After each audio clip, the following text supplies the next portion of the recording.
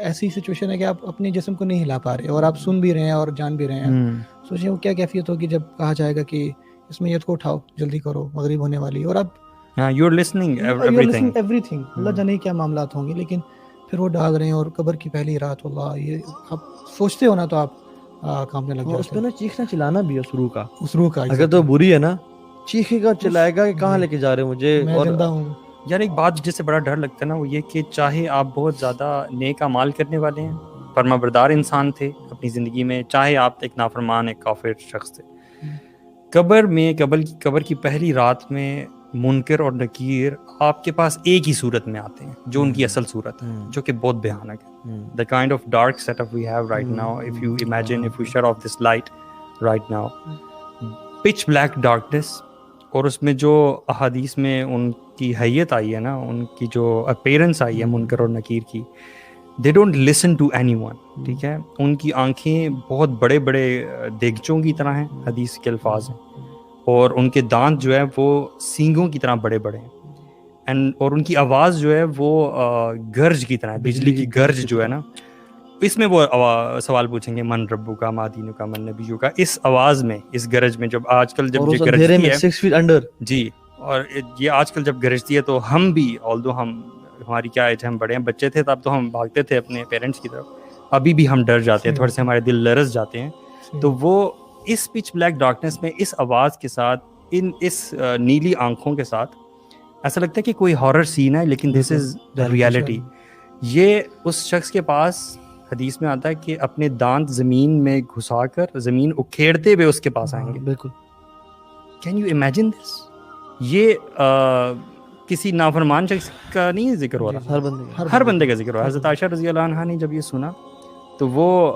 بڑا زیادہ نا, شی بیکیم ویری سیڈ. تو انہوں نے اس چیز کا ذکر نا اللہ کے نبی صلی اللہ علیہ وسلم کے ساتھ کیا. تو انہوں نے پھر اللہ کے نبی صلی اللہ علیہ وسلم نے دلاسا دیا کہ جو شخص اللہ تعالیٰ کا فرما بردار ہوگا اور اس نے ساری زندگی ان چیزوں سے دور رہا ہوگا, تو اللہ تعالیٰ اس کے لیے بڑی آسانی والا معاملہ کریں گے, اور اس پہ وہ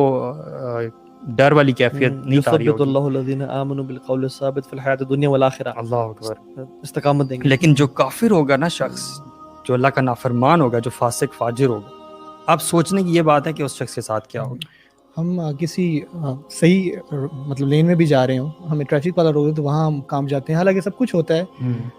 صحیح بھی جا رہے ہوتے ہیں, تو انسان اس روب کے معاملے میں اتنا پریشان ہو جاتا ہے کہ یار پتہ نہیں میرا وہ لائسنس تو نہیں رہ گیا, میرا آئی ڈی کارڈ تو نہیں, حالانکہ سب کچھ ہوتا ہے, اور وہیں بندہ کہتا ہے. اور اس میں آپ 6 feet انڈر ہو, آپ کا کوئی ایگزٹ نہیں ہے, کوئی لائٹ نہیں ہے, اور you can not move, no contacts, no nothing. میں سمجھتا ہوں کہ نا انسان کو دل سے بیٹھ کے نا, خاص کر ہماری جو یوتھ ہے ان کو بیٹھ کے سوچنا چاہیے, سوچتے رہنا چاہیے کہ نا بعض اوقات نا ہم نا زبانی چیزیں بہت کہہ رہے ہوتے ہیں, زبانی نماز, اور ہمارا یوتھ کا علمی ہمیں, میں بہت سارے ایسے لوگوں کو بھی جانتا ہوں کہ جو بہت دینی گھرانوں سے ہیں اور نمازی بھی پڑھتے ہیں اور حافظ بھی ہیں, لیکن پھر بھی ان کے دل میں یہ چیزیں, کیونکہ اتنے کا دور ایسا ہے. تو اس خاص مہینے میں سمجھتا ہوں کہ نا ہمیں نا واقعی تھوڑی دیر نا بیٹھ کے, سب سے پہلے تو جو انسٹاگرام اور فیس بک ہے نا ان کو تو ڈیلیٹ ہی کر دیں, ٹھیک ہے. آپ بیٹھ کے سوچیں کہ آپ نمازیں پڑھ رہے ہیں, آپ تلاوت کر رہے ہیں, آپ تراویح پڑھ رہے ہیں, آپ روزے رکھ رہے ہیں, اور کہیں اندر آپ کی دل میں خدشہ ہے, آپ 100% کیونکہ دیکھیے یہ وہ معاملات ہیں نا, اگر آپ حدیث میں آتا ہے کہ اگر آپ کے اندر ایمان نہیں ہوگا نا تو پھر آپ وہاں پہ نہیں بول پائیں گے کہ میرا رب کون تھا. بے شک آپ نے آپ کو پتا تھا آپ کا رب کون, لیکن نہیں بول پائیں گے, آپ کو بھول جائے گا. وہاں جواب تو اعمال دیں گے. تو اس میں یہ کہ آپ ایک دفعہ بیٹھیں, اور یہ ایک دفعہ کا معاملہ نہیں, آپ کو نا ہر اپنی اس نیت کو, اس خیال کو نا چیک کرتا رہنا چاہیے. شیطان آپ کو یہ چیز بلا دیتا ہے, آپ باقی بیٹھو اور دل سے سوچیں کہ میں جو کہتا ہوں کہ اللہ تعالیٰ ہے, کیا واقعی میں یہ دل میں سوچتا ہوں؟ جو میں کہتا ہوں کہ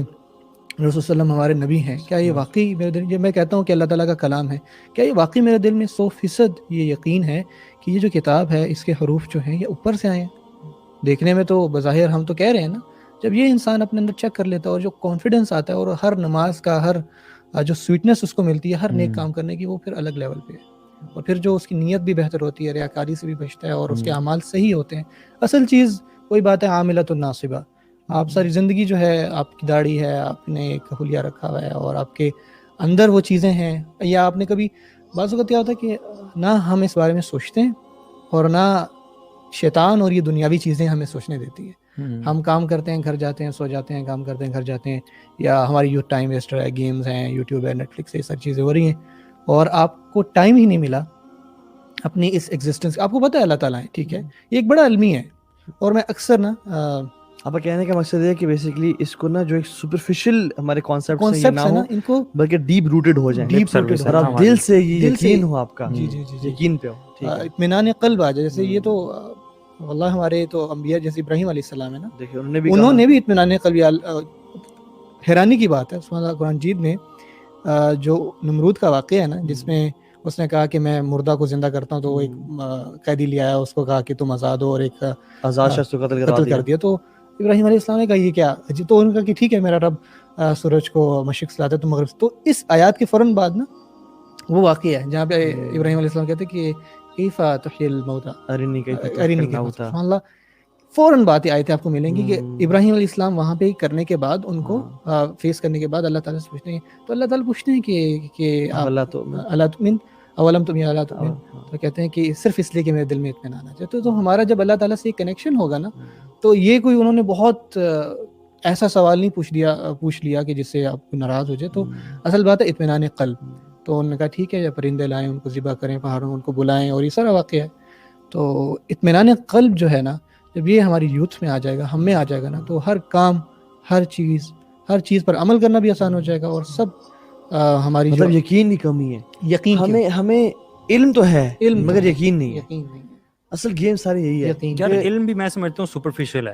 ہمیں صرف یہ پتا ہے کہ ڈیتھ آئے گی. جی, اب یہ جو باتیں ابھی ہم حدیث میں بتائی گئی ہیں کہ انسان کا سفر کیا سفر ہوتا ہے, تو ریئلٹی آف ڈیتھ کی وہ جو روٹس ہیں وہ کس حد تک گہری ہیں,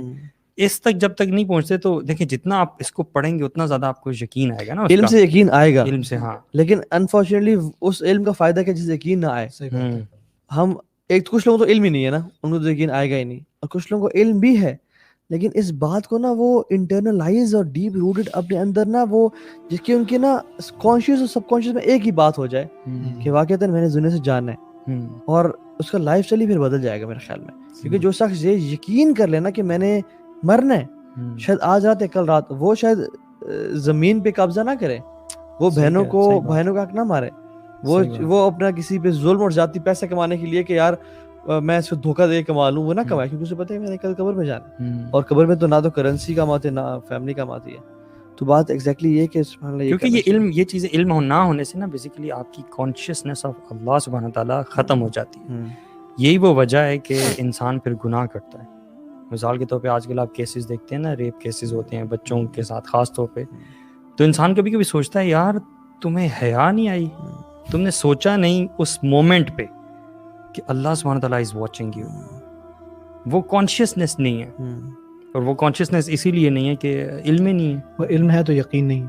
اور علم جن لوگوں کو ہے اس کا یقین نہیں. یقین آ جائے تو میں سمجھتا ہوں کہ بہت ساری مسئلے جو ہے نا وہ ختم ہو جائیں.